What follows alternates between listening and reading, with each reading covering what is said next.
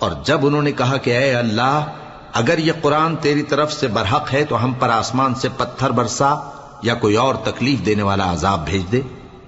اور اللہ ایسا نہ تھا کہ جب تک اے پیغمبر تم ان میں تھے انہیں عذاب دیتا، اور نہ ایسا ہے کہ وہ تو بخشش مانگیں اور اللہ انہیں عذاب دے. اور اب ان کے لیے کون سی وجہ ہے کہ وہ انہیں عذاب نہ دے جبکہ وہ مسجد حرام میں نماز پڑھنے سے روکتے ہیں جبکہ وہ اس مسجد کے متولی بھی نہیں ہیں. اس کے متولی تو صرف پرہیزگار ہیں لیکن ان میں کے اکثر نہیں جانتے. اور ان لوگوں کی نماز خانہ کعبہ کے پاس سیٹیاں اور تالیاں بجانے کے سوا کچھ نہ تھی. تو تم جو کفر کرتے تھے اب اس کے بدلے عذاب کا مزہ چکھو.